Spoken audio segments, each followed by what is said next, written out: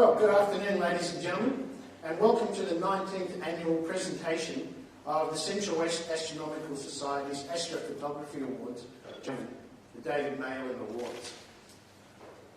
We weren't able to hold the Astrofest for the past 2 years due to the COVID-19 lockdowns. However, the David Malin Awards continued uninterrupted with online presentations and delayed openings of the exhibitions. But this year, we're back. It is great to be hosting the Astrofest again and to resuming this in-person presentation.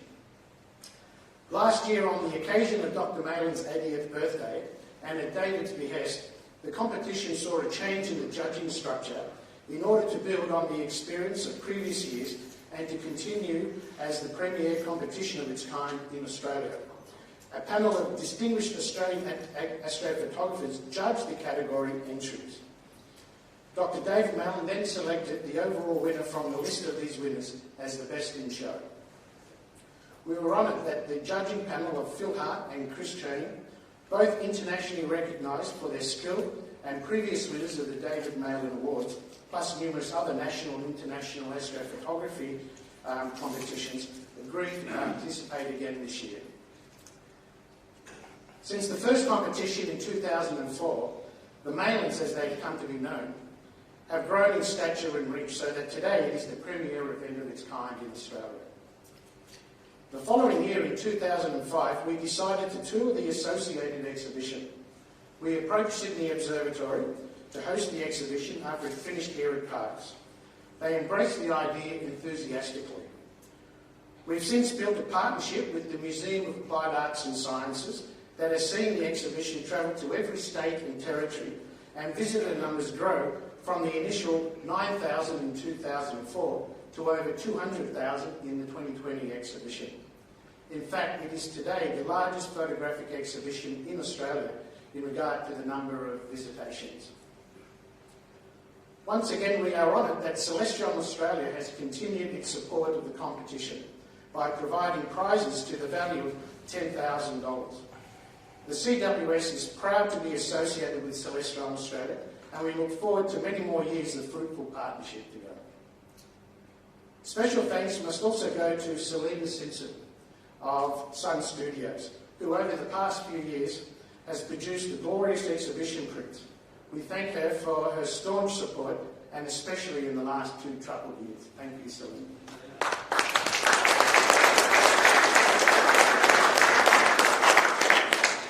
Last year, the Society implemented a new web-based method for image submissions. Colin Woods, with his wonderful myphotoclub.com.au website, was a revelation to us. His site has not only made it easy for submitting images, but more importantly, it has made the judging of the entries by a panel of judges extremely efficient.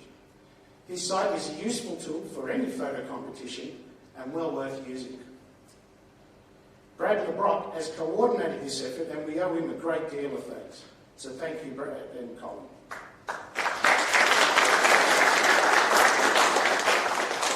The Society would also like to acknowledge and thank Mr. Jeff Darmanin, the News Corp Head of Vision and Picture Editor for the Daily Telegraph and Sunday Telegraph newspapers. He's been judging the Photo Editors' Choice Awards for the past 8 years. Every year, at this time, he receives my phone call reminding him that, well, it's that time of year again. He brings a different perspective to the awards, judging the images with the photojournalist's eye. We greatly appreciate his efforts.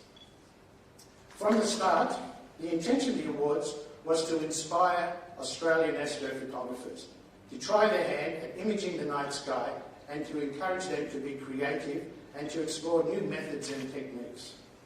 We want them to expand their skills and to showcase their talents to the wider Australian community. Over the years, the increasing quality and creativity of the works has been evident. We believe that a large reason for this is due to David Malin's support, encouragement and inspiration. We have been privileged to be associated with David all these years, and as a society we deeply appreciate that he consented to give his name to these awards. Thank you, David.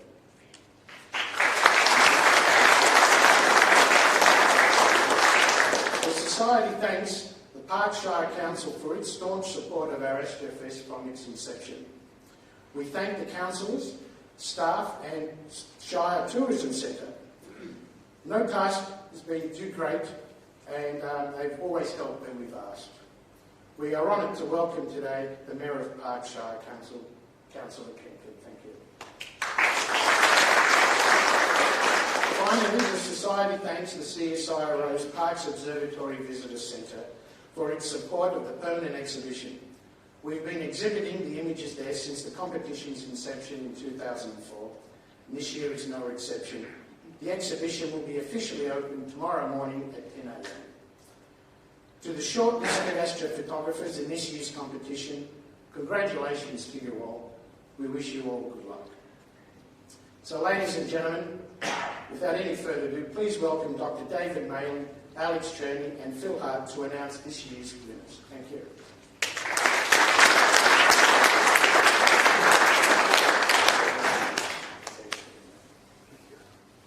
Thank you, John. Thank you very much for your kind words. My mic?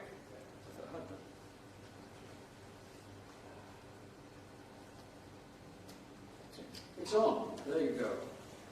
Well, thank you, John, for your kind words. That's very, very nice indeed.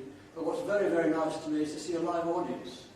I've been giving a few talks in the last 2 years through Zoom sessions, and they're the most soul-destroying, dispiriting way to communicate to anybody. There's nobody in the room. You just look at the screen and talk to it. It's absolutely bloody boring. So there's no animation. You can't raise your voice. You can't wave your arms back. It's just dreadful. So it's a great pleasure that we're all here together today in person. And I must say, I'll miss chatting to everybody as well. It's really nice to mix with amateur astronomers who are doing all kinds of magical things.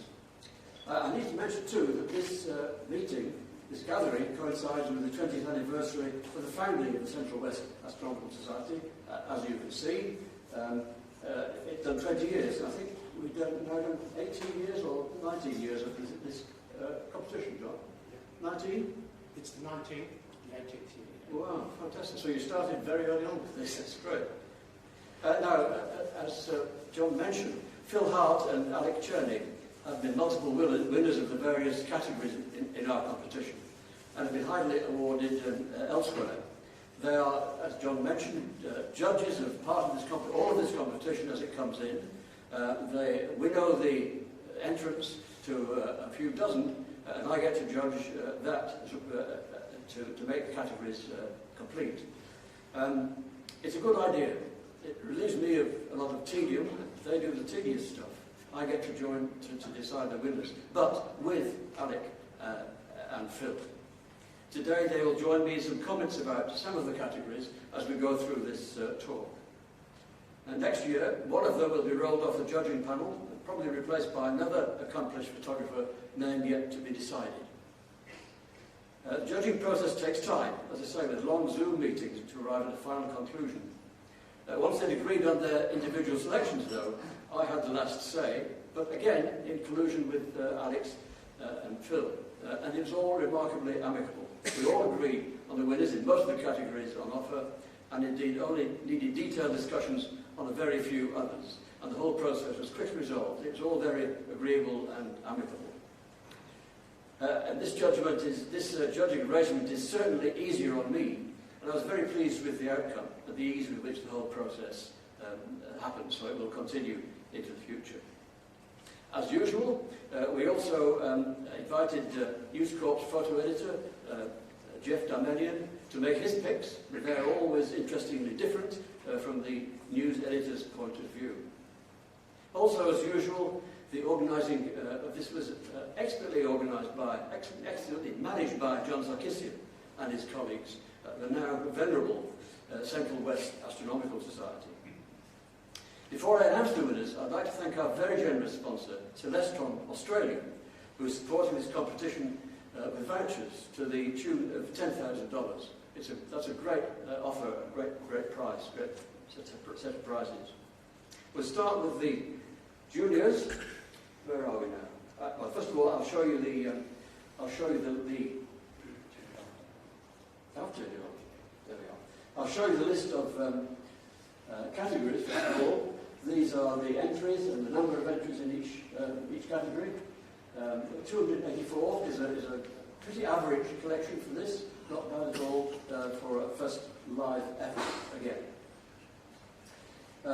Let's start with the junior. 3 entries, all on the same wall. Can I have some lights down, please, so we can see the pictures a bit?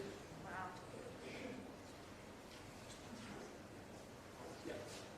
Thank you very much. This is the junior entry. And why is it off the bottom there? Can you lift this projector up slightly? Change the zoom or something.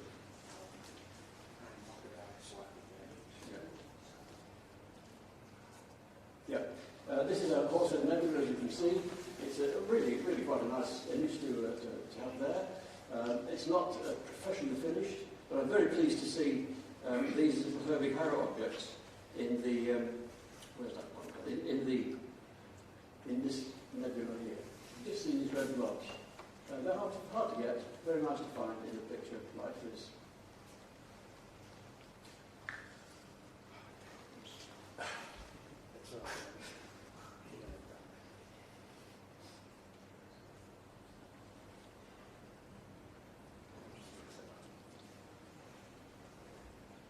We should have had a rehearsal, John. Not my technology. Yeah, because this is horizontal, which the next ones will be vertical and they might go off the bottom. Well, let me go back and see.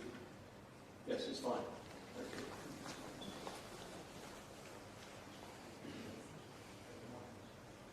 Okay, so this is the winner of the junior section. The winner of the junior section, and it's Lachlan. I can't see my notes. I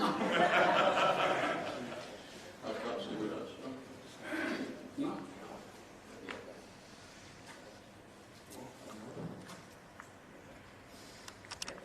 I can't see my notes now. Put the lights right. Just put the lights on. Just a few lights up here, or just a candle or something.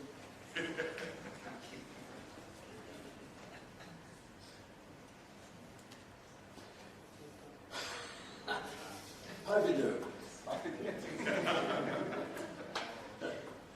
Okay, this was the winner of that section, Lachlan Williams, and it's a very good composition of this field where there's no outstanding features to be seen.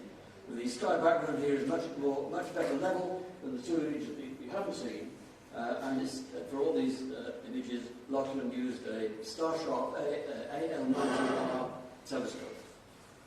Now this year's theme was about alignments, which is a suitably vague sort of idea, and it produced some suitably vague sort of pictures as well, but some of them are very interesting indeed. Alignments can mean, yep. Oh, I'm sorry. So, Lachlan, can you come up, Well, please? that's all right.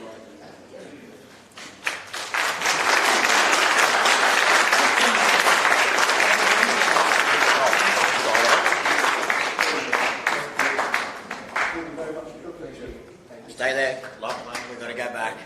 So if we can do that again, we've got to be able to see.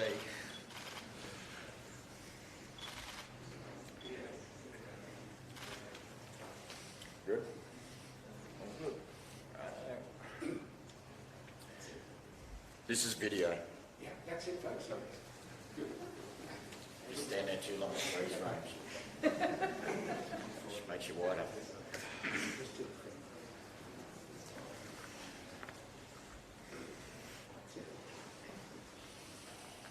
Yes, theme alignments. Well, this is a great capture. These are by... No, the light's going back off again.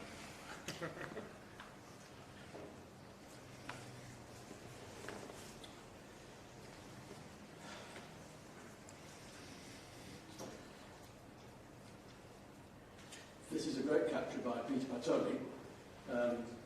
Because the lights on, you can't see there's some background things about you can see Jupiter and Saturn, but also just the fake outline of an aeroplane.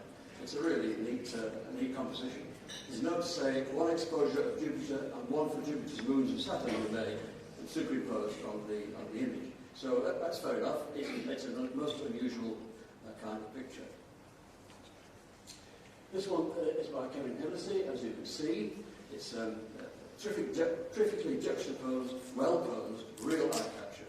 Again, much effort went into choosing the right spot on the right night. And to me, the lower half's a bit dark.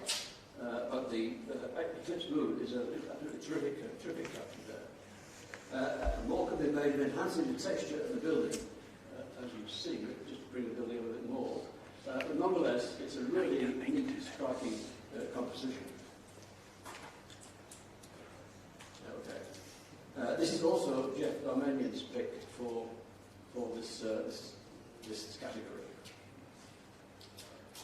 Our next image is the honourable mention, which is a planetary parade by Rohan Hinton, and this is a well-framed and seemingly simple composition of Sydney's iconic Opera House. But it's not so simple. It's a three-stacked 15-second image for the Opera House with a wide range of bracketing to make it all work. Make it all work. And finally, we come to John Lee, The Origin of Stars. It, in a sense, echoes this picture behind me here. In this case, this implies output, and this implies input, and all adds up, but the same kind of idea. This is a really nice photograph. Zoom into it, you see the detail there. Well done stars, all very nicely exposed. Beautiful. So, John Lee.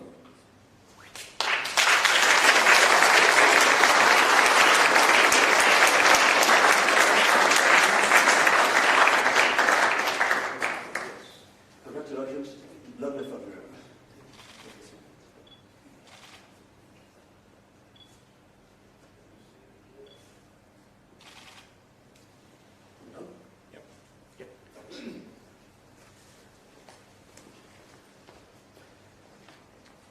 The next category is wide field, and the first image that we see is this rather striking composition by Jared Coe. It's a wider version of another image by this author we'll see in a minute or so. Here the stars in the Milky Way background are suitably tiny, so it's really well focused, and that looks natural. But the night sky in the dusty parts of the Rho-Ophiuchi Nebula is full black, with no stars in here at all. And that's not real life. There aren't foreground stars against that dust cloud. So that's my negative comment about it. However, the yellow nebula colours around Antares are also somewhat oversaturated. A reflection nebula like that reflects the colour of the stars. The stars are never that orange-red colour unless they're very tiny red giants. So it's just too red in the yellow part of the picture. The next image is the same thing. Oh, sorry, I meant to press that before. And you can see the detail now. The background sky is terrific, but the black hole in the middle of the reflection nebula region. This is also by Jared Coe, as you can see. It's part of the bigger supernova remnant. It's also Jeff Darmanian's pick in this category. It's a very fine image, but again, it's slightly dark, with some stars missing in the left-hand side there. You can brighten it up to make it a rather more interesting, powerful image. Some of the stars come out, but even so, it's a very nice wide field, and the colours, I think, are excellent there. This is from Jared Coe again, and the same issue. It's a fantastic image, except that all the faint stars in the Milky Way have vanished. And it's disappointing because it's a really nicely made image. As you can see there, around those two nebulae, there's nothing there to see. So here is Jared again.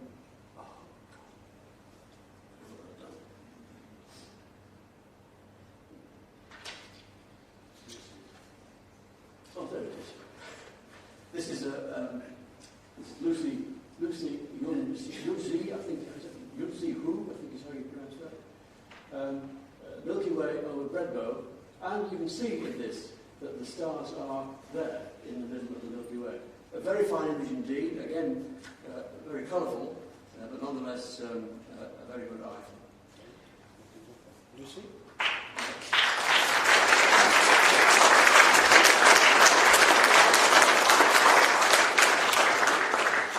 Are you with that somewhere, Lucy? Thank you so much. Thank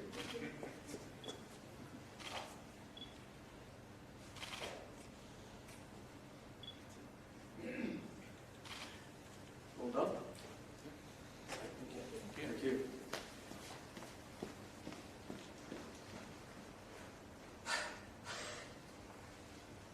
Here we are, Roman waters, looking at the part of the Orion region. I say it's a very good rendition of a large part of the Orion molecular cloud, which includes the well-known Orion and Horsehead nebulae. The detail in the Orion Nebula itself and surrounding dust is excellent, but the colour balance is a bit skewed, and I corrected it as usual. So it just looks a bit better if it's not so yellow. We move now to the deep sky section. We move now to the window. It's part of an image you've seen before, Jared Coe, and I think this is really good. Nice colours here, slightly strong again, but good composition and nicely made. Is Jared here somewhere? Yes. Jared? Jared? No? He was. Okay.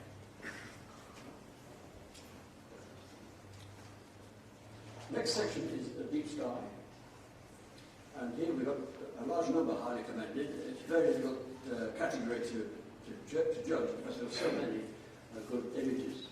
This is one of them by Paul Milvain, Orion Belt, of course, with tiny stars, faint nebula, and plenty of colour. But the rendering of the Horsehead itself is rather flat, I thought, when it's made that way. Next one is Paul Montague, a lovely image of NGC 1398, not often photographed. It's good because the detail is there, but again the sky is completely black. I've tried to brighten it up to get some more background stars as they come out. You can see the detail in the nebula if you look closely. Really a very strong image. Next one is by Jacob Petel. But it's not, it's by Neil. Yes, Neil McNeil, I'm sorry about that. It's difficult to choose from this large number of honourable mentions.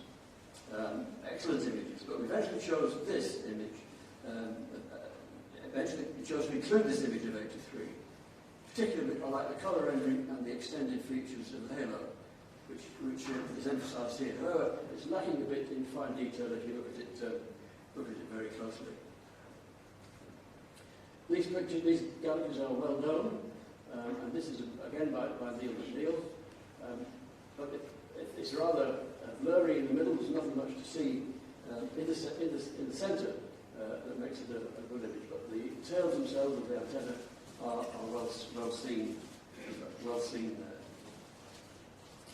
This is by Jacob Petel, M8 in Sagittarius. All very nice photograph. It's SHO means sulfur, oxygen and hydrogen, if you didn't know. But it's curious though that the centre of this is not very well coloured. You would think it would be, but it's gone to a sort of pale grey-green, pale grey-blue colour. So I'm not sure what happened in the middle of that.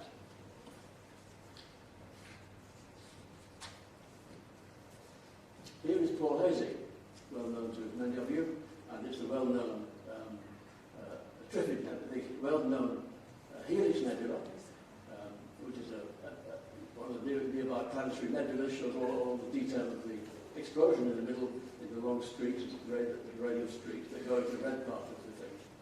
And naturally enough, Jeff Darmanian chose this as his winner for this section. In this section, there's also 3 honourable mentions. This is one of them. This is Paul Hazy again. I'm not sure where this is. I haven't got the details. The craters of life.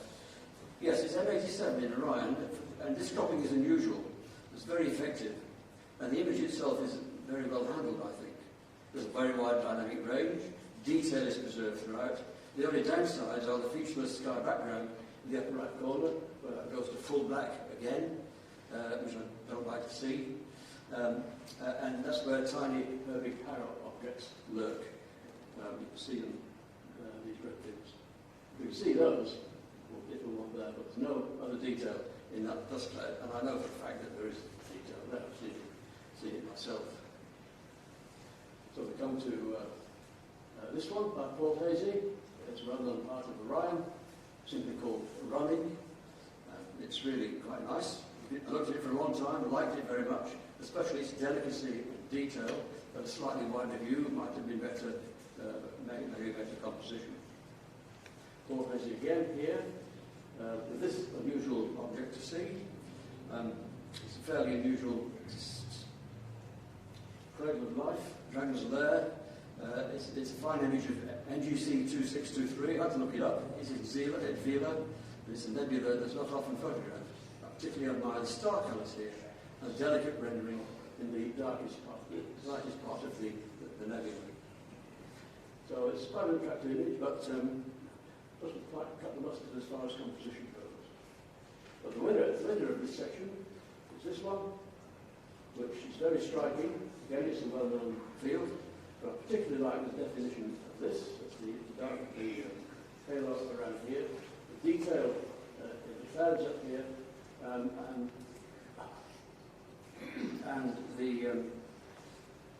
this structure here, which is well known now, but it's still very beautiful. And the way this is lit, you can clearly see it's lit from some object in this area here, but you can't see the object that's lighting that cloud, which is really very beautiful. So this is the winner of this competition, of this section of the competition.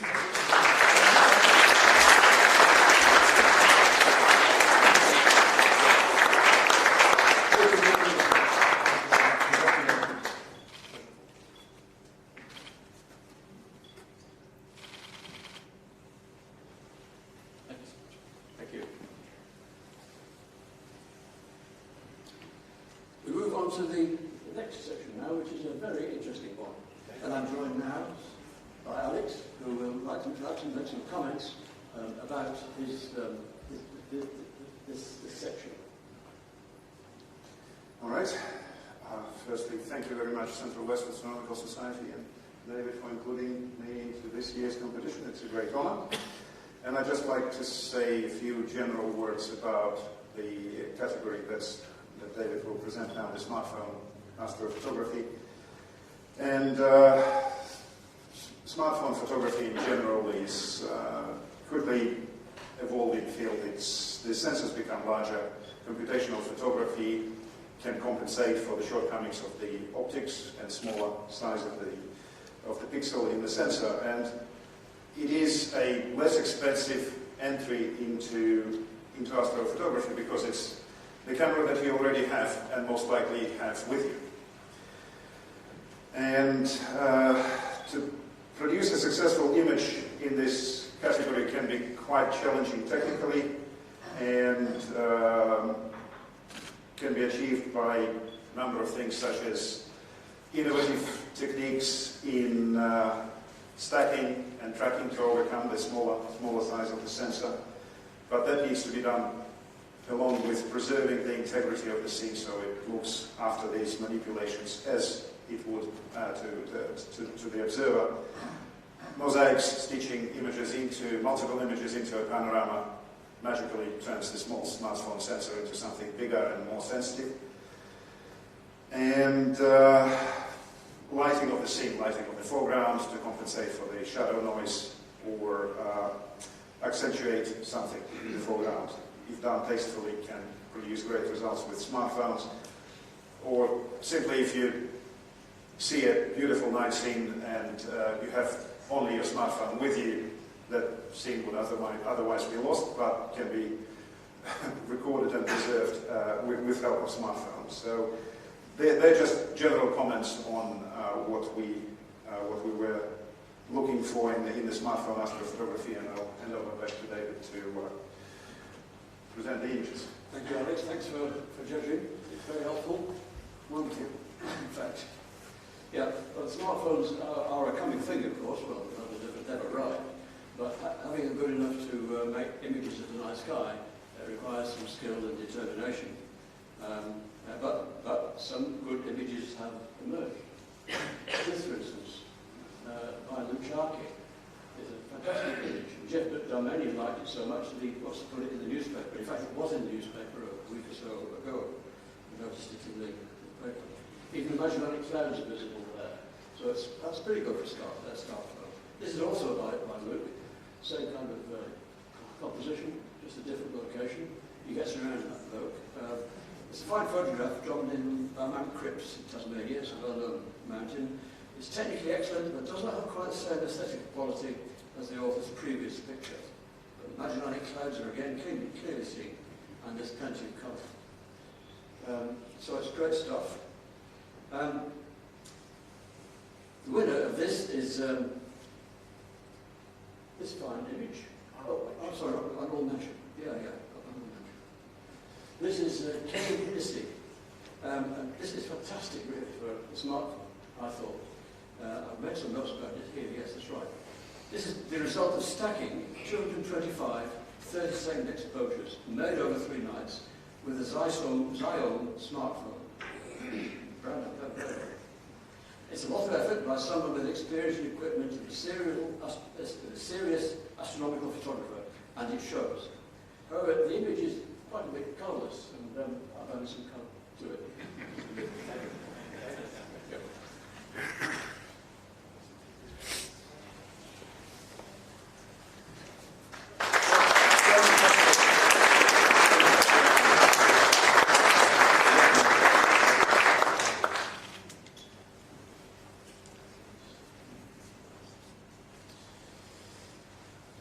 Okay.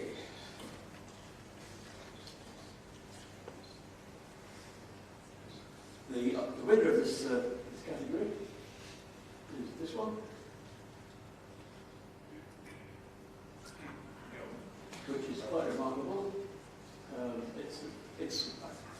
can't actually tell whether it's pasted or not. There's a slight thing around the wood, but it's a really nice composition from Lucy Yongji Hu, and she's the winner of this section.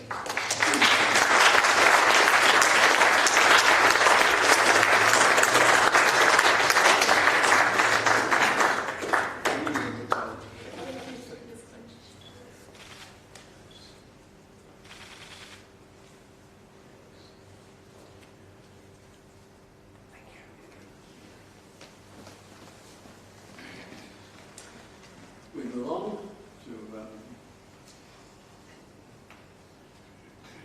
animations, and now we introduce Phil Hart, who will talk to us a bit about still is a year. Phil's next. Carry on. Yeah, so about the animations, and this year we decided to combine both scientific and aesthetic animations into one category, and with scientific animations it's always cool to see the transient events as they happen in space, in the night sky, and that's what makes it stand out. With aesthetic animations, it's always great to see great technical delivery of those technical excellence, good noise control, good star colors, truthful color balance. But equally important is the aesthetic component, and what emotional response it evokes, how the sequences are combined and put together, and how they flow. And on that note, I would like to encourage more of astrophotographers to do animations, not least the Nightscape photographers, which is the most represented category in this year's competition. When you do when you shoot Nightscapes, instead of taking 1 or 2 or 5 shots, just leave it running until the battery runs out. And then put it together in an animation, and you may catch an aurora, a meteor, or the judges might even like it. So that's just a word of encouragement to experiment with animations, and not stop at just Nightscapes. I speak from my heart here. It sort of gives me great joy to see those results later when you look at the images and you assemble them and something unexpected comes up. So that's all from me, and back to David. Who am I to argue? The animations, we show those. The action occurs up here. Get it started. The animations occurring here. See?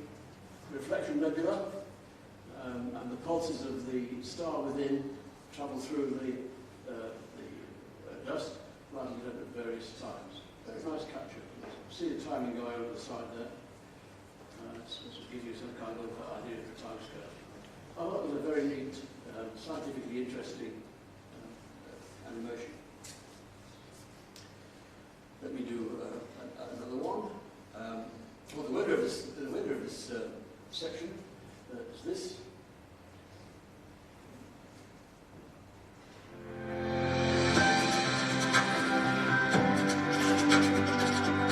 This interesting sequence shows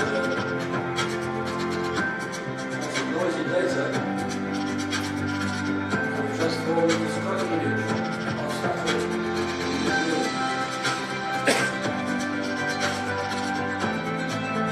These definitely not all really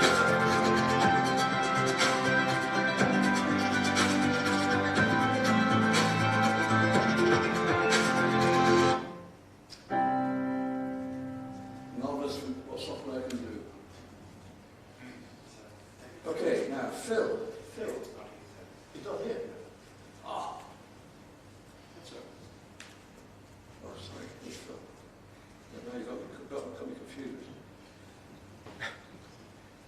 David Gray's in here. That's right. Correct. Oh, sorry. Hello, Phil.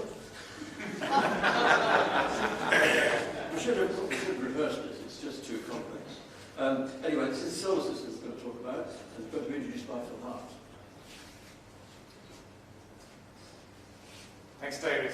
As Alex said, it is an honour to be asked to help judge the David Malin Awards, so thanks CWAS for that. Despite now having 3 judges on the panel, there are none of us with particular expertise in high-resolution lunar and planetary imaging, but we have, of course, set ourselves to try and recognise technical excellence in this category. It may also help to also understand that while the images are being submitted and received in digital form and we're looking at them on screen, we are ultimately selecting images for exhibition in print form. So we're also, I guess, having a mindset of curators of an exhibition. And so with that in mind, we often pose the question, would you walk across a room to look at a particular image as we're discussing images? And that can be a little bit challenging, obviously, in the field of high-resolution planetary imaging. We'll certainly pick out those very technical images that demonstrate that technical excellence, but you're probably unlikely to see even the best image of the surface features on Ganymede, for example, on a print in the Malin Awards just yet, until we've maybe got a spacecraft in orbit. So I guess, yeah, with that mindset of curators of an exhibition, where what we end up doing is choosing a diversity of images, a diversity of targets, and you will certainly see that reflected in the images that David will present now. This is my Neil, as you can see. The belts have been very well shown here in remarkable detail, and in an interesting blend of passbands that reveal the atmospheric features that broadband does not. So it's quite striking and quite scientifically interesting. This is the Mars, the day after opposition, by the same author. It's a very good image of Mars, made by quite modest equipment and lucky imaging, as Phil was mentioning. The colour balance and gradients are well handled without being exaggerated, and there's plenty of detail to admire. I also like the atmospheric features and the icy pole. The next image is by David Gray, and it's lovely gradation, I think. It makes it appear to be a pile of woolly carpet, one with a built-in sunspot and solar flare. It's all real, of course, but I'm a bit surprised to see what appears to be variation in resolution across the image. No doubt it's seeing the sun or seeing in the atmosphere, I'm not sure, but it's not uniform. But it's a very strong Very strong image indeed. Our next one is Gas Giant, again by Neil. Excellent scene here. Expert processing led to these two splendid images capturing the eye. They are to scale, and the colours and gradations are very well handled here.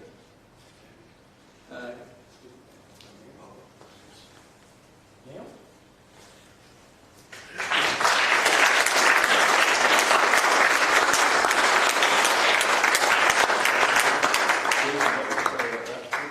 Congratulations.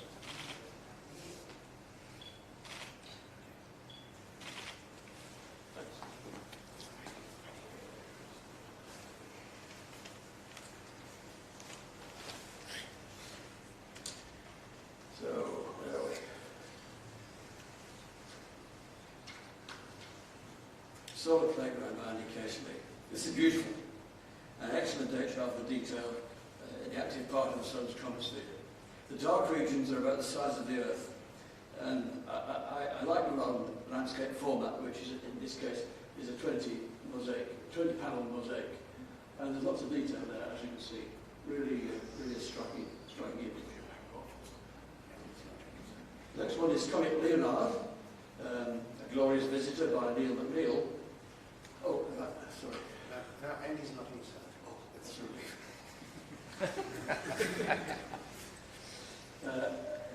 by Neil McNeil. There's three separate exposures here of the same object at the same time, and they're quite striking. It's slightly dark, so I've brightened it up a bit to show a bit more of the sky, which I always like to see in any astronomical image. It's very well done, and I think this is also. Hang on. Neil McNeil. A Glorious View, yes. This is also Jeff Domenion's winner of this. No, I've got that wrong. I'll just go back. Oh, that's all Yes, I guess you can go back. right. Just for Neil, because the honourable mention for that last picture.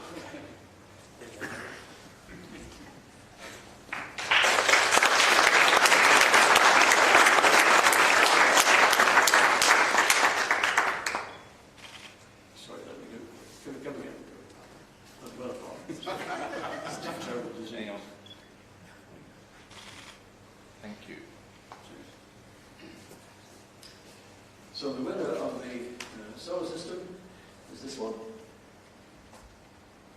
Oh. Yes, there we go. Stefan Buddha. Really beautiful. You see it at full screen. This beautifully rendered panorama of the moon. Almost texture there. The texture is splendid and subtle detail on the surface is well captured. I can't fault it in any way. Really a fine lunar photograph. Is Stefan here?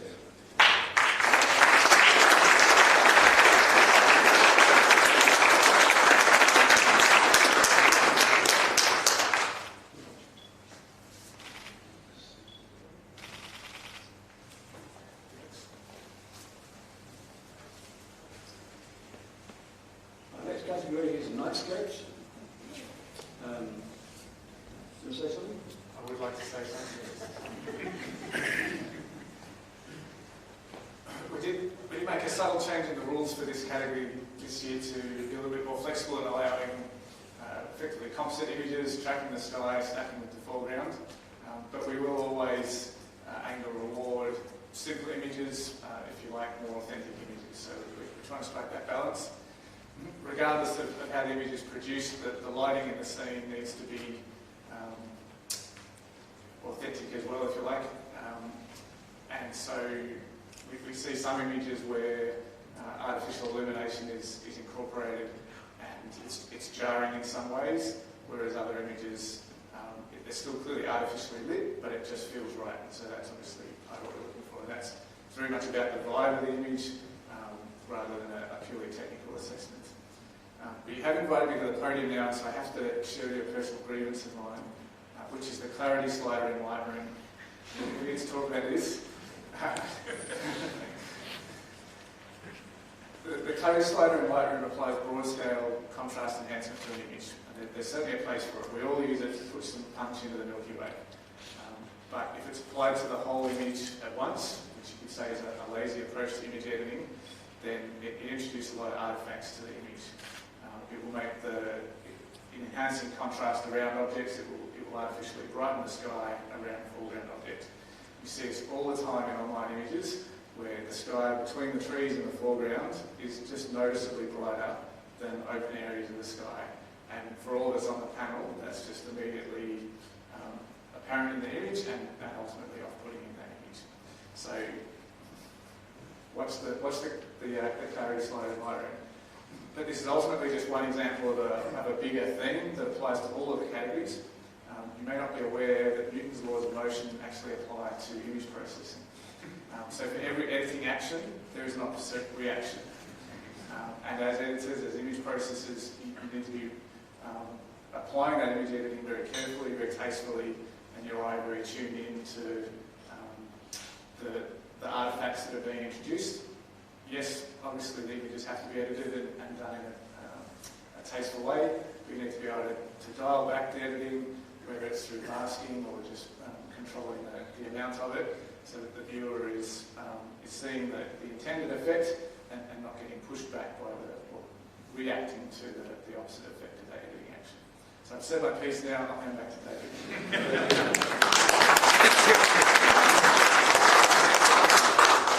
I think these comments are very valuable from people who are actually on the front line of making these kind of images. Now, I'm just a spectator, so it's really good stuff, and please remember that. My comment about the whole section of here is the most impressive group of nightscapes I've ever seen in this competition. And that says something, because there are many good nightscape images in this competition over the years. So I'll have a look at a few. One highly commended. This is by John Lee. And when I read the detail of it, I was astonished to find that this was taken on 4x5 film, which is exactly what I did when I came to Australia in the mid-1970s. It's an impressive image. John Lee used a 100 ISO Fujichrome with a wide-angle lens stopped down to f/16, and the exposure time was 2 hours. It's a good result, but I'm a bit surprised by the obvious vignetting in the field.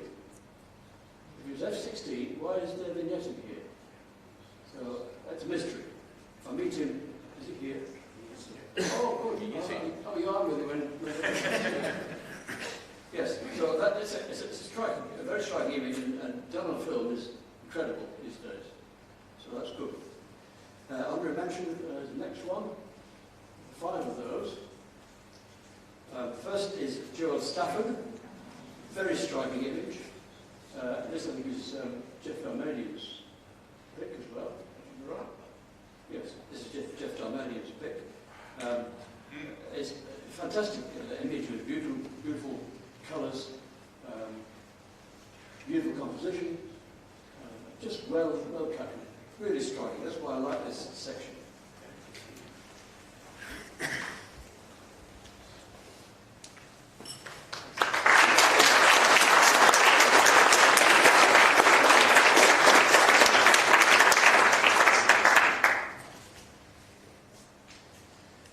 Next is just as striking, and just as beautiful, Jared Andrews.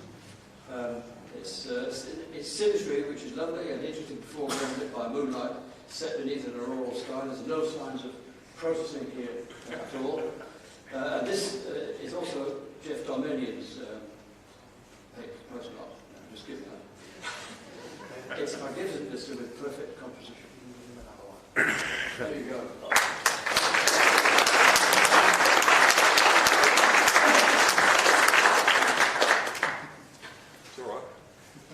Sorry about this. One more.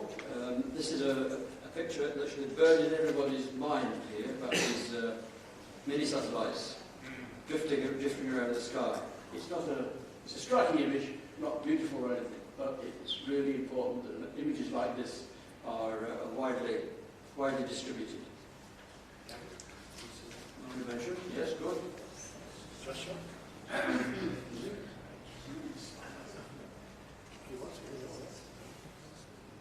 Joshua here? No? Okay. No.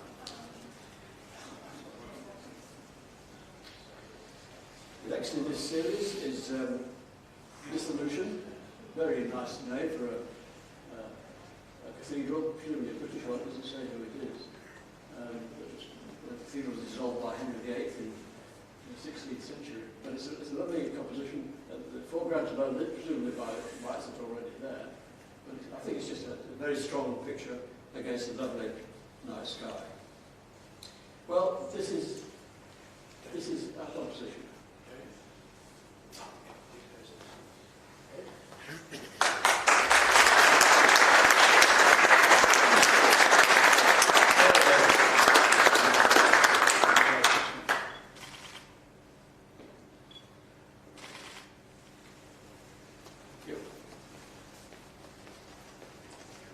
This is Joel Stafford.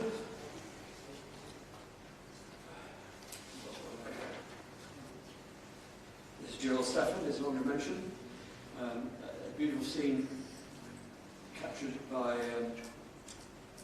the subtle rainbow colours in the mist around the moon. This time it was made in Queensland. And the moon has texture as well, just a tiny trace of it. And seeing the original with no sign of artifacts. It's a lovely image, on almost any scale, nicely balanced in all directions. Well done.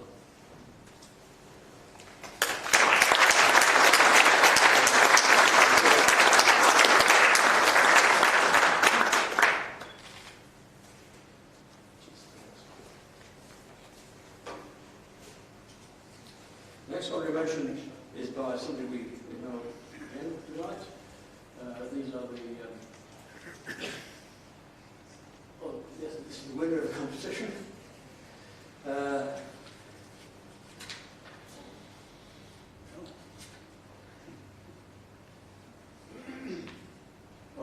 In variety. It's the finest image I've seen in this competition for a very long time. Simply beautiful, and no more needs to be said, except that it's a 4-panel panorama made with a Nikon Z9 and 28mm single lens at f1.4. 13-second exposures for each panel. Simple but beautiful composition. So that's really well done.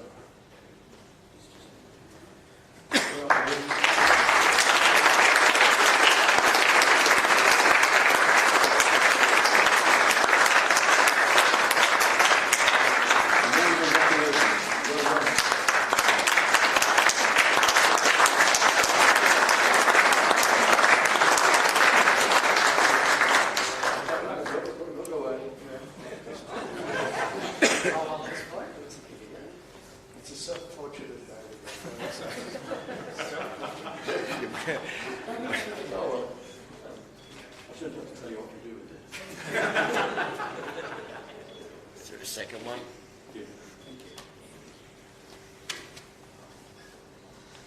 That is the end of this competition, of this presentation. But John will now announce the theme for next year. Yes. What it is, John? Oh.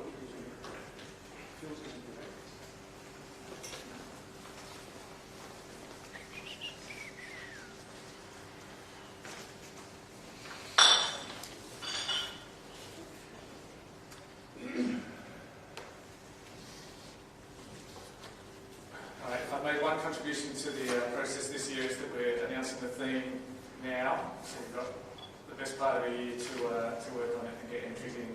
So the theme we've come up with is the Zodiac. Wasn't quite allowed to call it Signs of the Zodiac, pushing the boundaries a little bit. The theme is intentionally quite broad, and it's really the case with any of the themes, to encourage a wide range of interpretations and ideas, whatever that theme provokes in your creative mind. But for example, it could be obviously the zodiacal light, even the Gegenschein. It could be portraits of zodiac constellations with or without planets. Really anything else that captures that perspective, that sense of the zodiac, which is one of the oldest sort of astronomical concepts that we've had ever since observing the heavens. So over to you.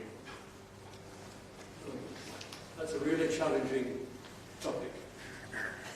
Very broad, but also quite focused in many ways. And it is an astronomical object. Fixed in the sky. I think we're done. Thank you. No, just one more. One more.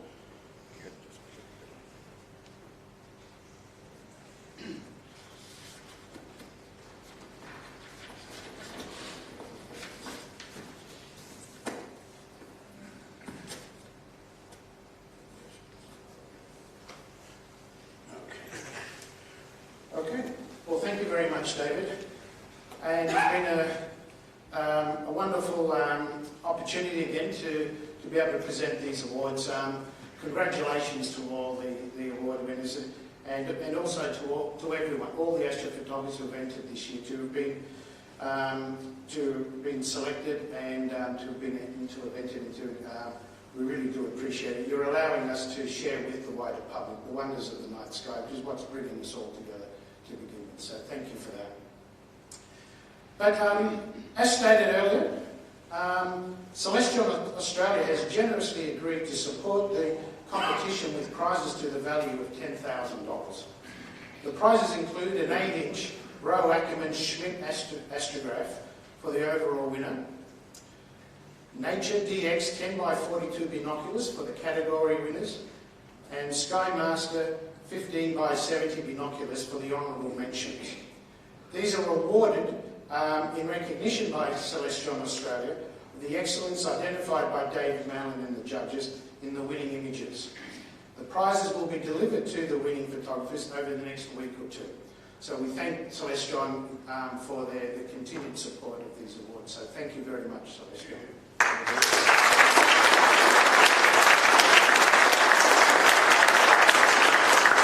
I would now like to invite Brad LeBrock and Colin Woods to say a few words about myphotoclub.com.au.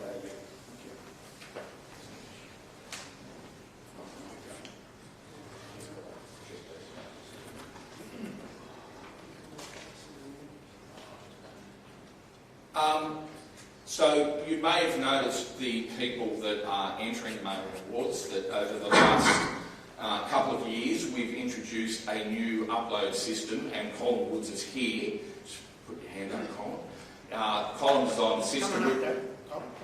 We've been using it for camera clubs, and it's really revolutionised the way that we manage our data. And it makes the whole back end of the competition far easier and far more convenient to manage. Everybody who entered the competition later on this evening or early tomorrow, when John publishes the results, will get an email. Contained in that email will be a button. You can push that button and generate a certificate that also announces where you came to the competition. Now, John's actually put a couple up. There's one from Peter and one from Neil McNeil. Normally, Neil has actually got a certificate as an honourable mention. Peter, as a highly commended, would not have officially received a certificate. This just means now that he can download that. Now, you can print that and keep it as a hard copy for yourself, or you can share that directly to social media.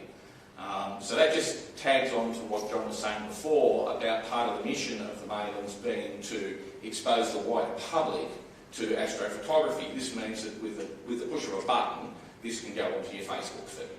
So, and thank you, Colin, for all of the help.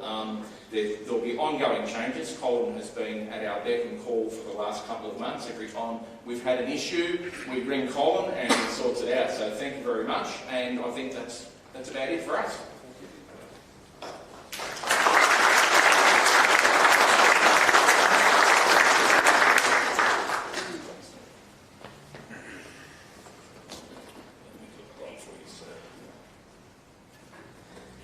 Thank you again. And thank you again, Colin. Your website's a wonderful addition to the way we conduct the competition. Thank you.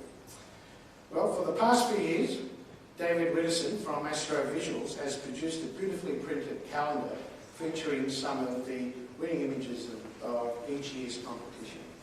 And the 2023 calendar is now out. It will be available from today onwards, and you can purchase it from the Visitor Centre tomorrow when we officially open the exhibition with the telescope. So thank you very much, David. Also, every year, the Museum of Applied Arts and Sciences selects one of the awarded images to grace the cover of the Australasian Sky Guide. The cover image for the 2023 guide is The Dragon's Lair by Paul Hasey.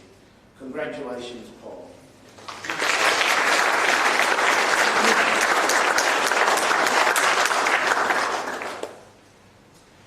So just in closing, On behalf of the CWAS Committee of President Tim Anderson, Vice President Clive Hawken, Treasurer Eileen Newport, Secretary Alex Abbey, Christine Spears, Karen Cable, and the entire membership of the Society, thank you for your attendance, and congratulations to Ian Inverarity and all the award recipients. We hope to see you at the official opening of the permanent exhibition at 10 a.m. tomorrow morning at the CSIRO Parks Observatory Visitor Centre. So in closing, start preparing for your astrophotographs for the 2023 CWAS David Malin Awards, and share with the wider public your enthusiasm and grandeur and beauty of astronomy. Thank you all. Thank you.